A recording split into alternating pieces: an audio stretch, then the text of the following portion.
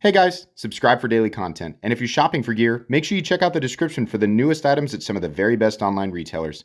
There's also links for some of the items that I personally recommend. Thanks!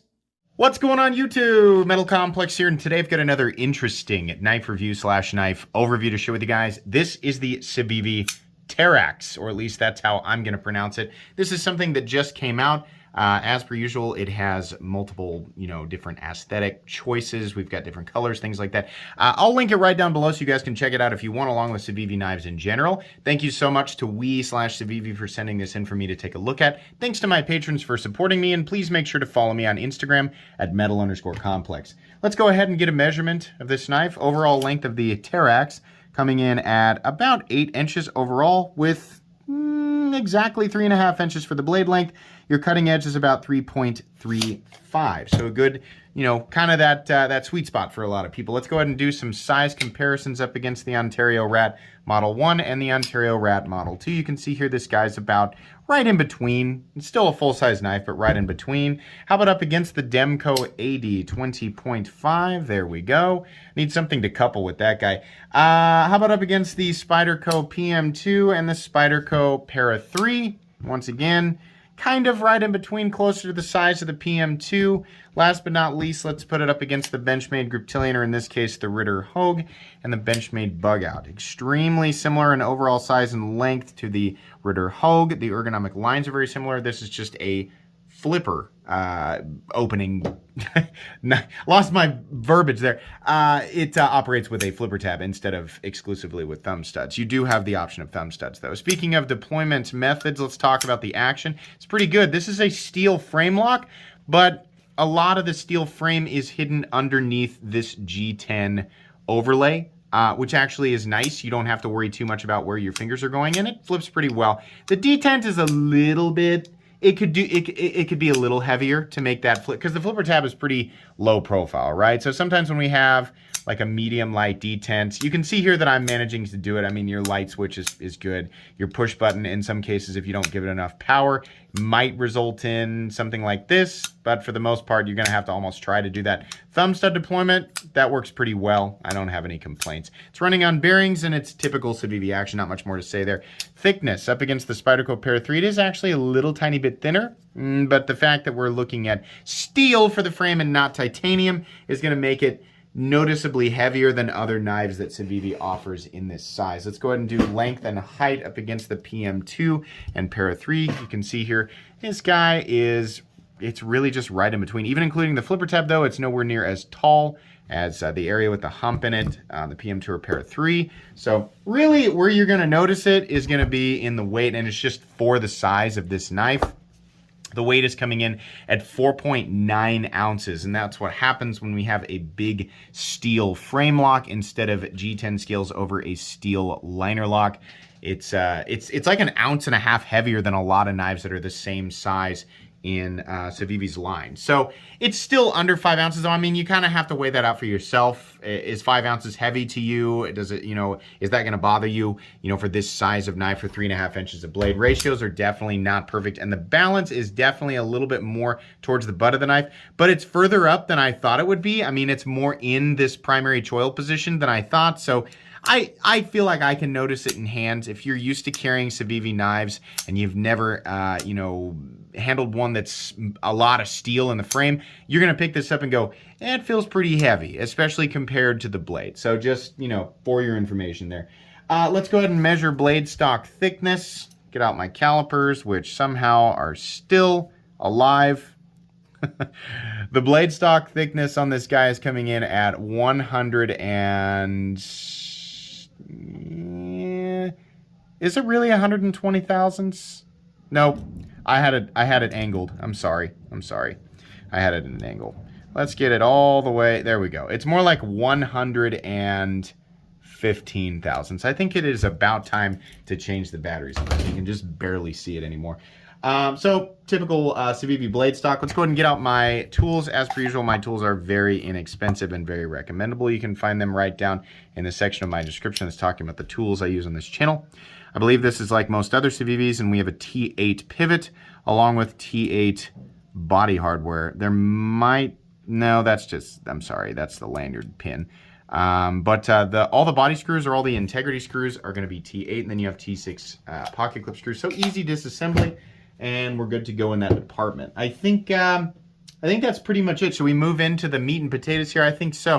This is a nice looking knife. I mean, you know, I think it's really easy to say, like, anybody can look at this and go, yup, that looks like a Civivi, and it does. I mean, Civivi's not taking any major risks with the general lines of this knife. They found that these are the lines that typically attract, you know, a lot of people because it's such a generic looking design, and it works, right? This shape of handle works. This shape of blade works. We have a drop point blade. We've got a nice thin cutting edge. We're looking at Nitro V steel, which I don't know if we're actually going to be able to see. I think you can see it right there. Nitro V steel, which is great. It's a good steel. We see Nitro V in knives that are in the sub $100 territory sometimes. We also see Nitro V in custom knives that cost well over $1,000. It's one of those steels that has a nice balanced composition. It's kind of like, you know, how we see CPM 154 on inexpensive knives, and we also see it in custom knives. The balance is very good. The performance is good. It also can take a wide variety of finishes. It takes a nice fine edge. It holds that edge for a reasonable amount of time, and it is fairly easy to sharpen. Nitro V is a good steel. I like it. I don't have a problem with it at, you know, pretty much any price range. We have to remember that sometimes we see 20 CV under $100, and we definitely see 20 CV, M390, 204P, all of those steels on knives that cost well over $1,000, right? So it's just one of those steels that it doesn't have like the penultimate edge retention, but penultimate edge retention should not be synonymous with supreme value. It just depends on what you're looking for, but it is factually one of those steels that's generally accepted in a wide variety of different price ranges. So anyways, yeah, the ergonomics are good. You guys know what I'm going to complain about here, and it's this pocket clip. We're still, you know, using this. It's the same clip on every Civivi knife, and it's okay except for the bill here. It's just too pronounced, so using this, you know, over and over and over again for an extended period of time, eventually you're going to feel that more. Just gripping it, you can feel it a little bit. I still maintain that it's kind of a B- clip. It's just the one thing that I wish Civivi would change, but no big deal. The edges all the way around are nicely chamfered, so no issues there. I really like how this G10 inlay looks, and it offers a nice contrast, nice accent on the knife. And it's the same way if you look at the one with the jade. They've got one in jade with more of a stonewash finish, and I don't know if it's a bead blasted or satin blade, but that one looks good too. It's a nice area. It's, you know, it's not overly complicated. They just sort of lay it in and bend it a little bit, or I'm sorry, it's got it's not like they take the G10 and bend it.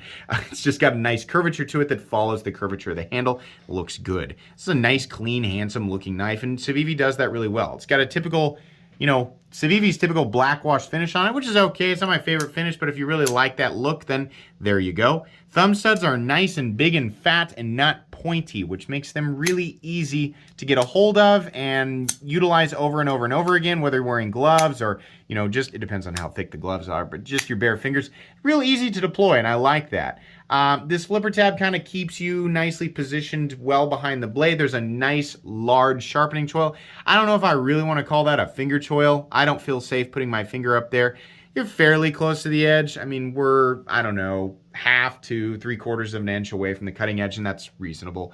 The blade is going to be very generically utilitarian. This is just kind of an all-purpose blade that's ground pretty thin, and it's using Nitro V, so it's going to be pretty good. I mean, it's not going to be great at tasks like screwing in screws or prying things apart or anything, but that's because pocket knives really aren't those tools. There are other specialized tools for things like that, and that's really what you should be using. So for knife puncturing tasks and knife cutting tasks, this blade is going to do really well.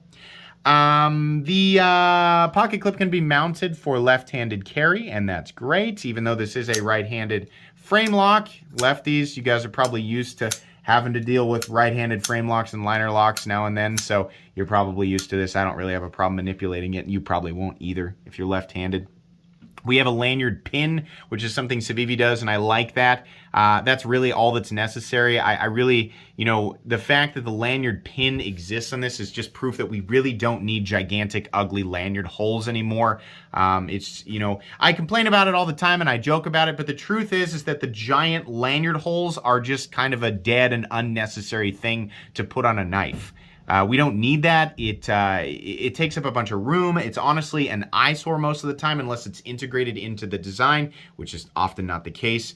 And the thing that's much more important as far as positioning and depth is the pocket clip. So if we don't have to worry about a big dumb lanyard hole, you can position the clip where it's optimal for the design, right? So lanyard pins are better. That way the 7 or 8 people who are left on planet Earth who still attach lanyards to their knife, you can still put a lanyard on there. And then the rest of us can enjoy, you know, the thing that's much more important, which is the cant and carry position of the pocket clip and the depth, right? It's not to say that the deeper the pocket clip, the better, but it does allow for optimal positioning, you know, depending on the design. I think I'm just repeating myself at this point.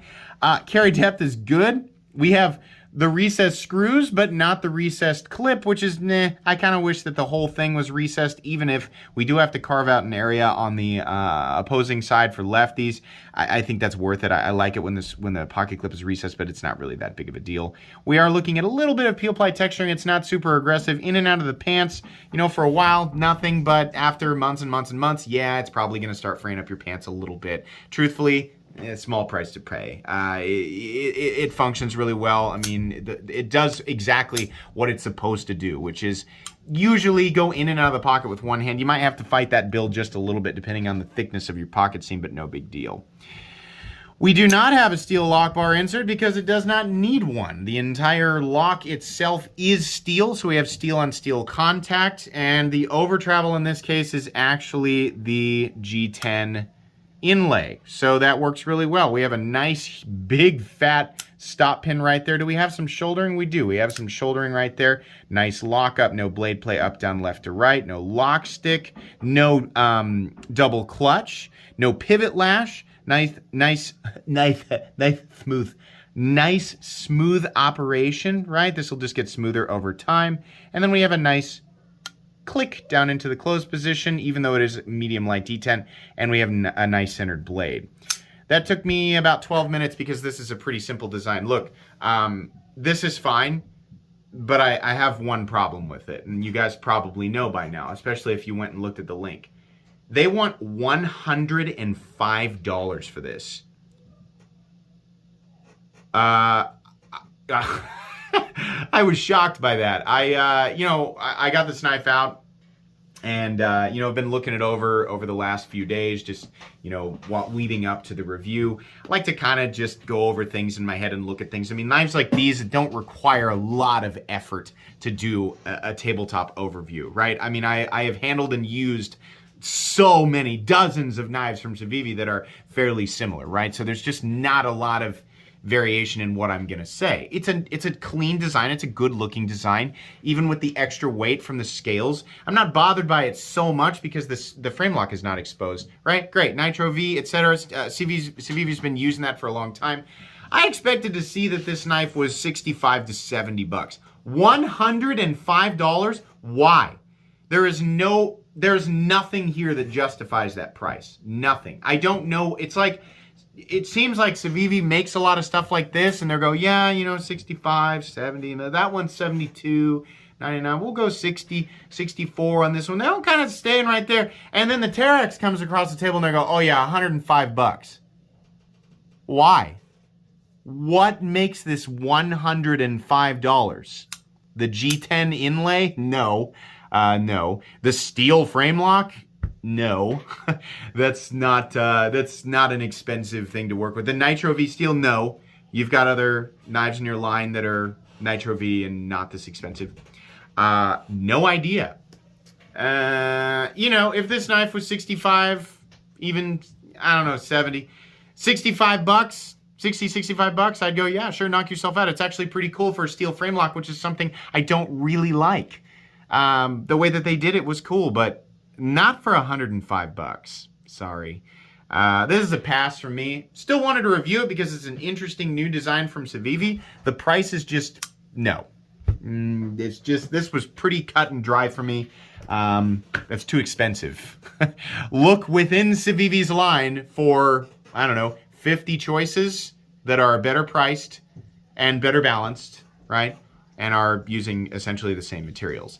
That would be my suggestion. They do have a lot of great stuff. Great price stuff, great designs, right? There's other things. Just look within their own line to find something better. That's all you need to do. Thanks again to Civivi for sending this in. I appreciate it. This one's just not for me. Please make sure to follow me on Instagram at metal_complex. If you enjoyed this video, leave a like. If you'd like to check out my other content, I do, of course, have lots of videos of knives that are either expensive or inexpensive that I do or don't like. So check those out. And if you enjoy all my content, go ahead and click on that Metal Complex logo right there and subscribe because there's definitely more coming. Thanks again for watching, everybody, and have a great day.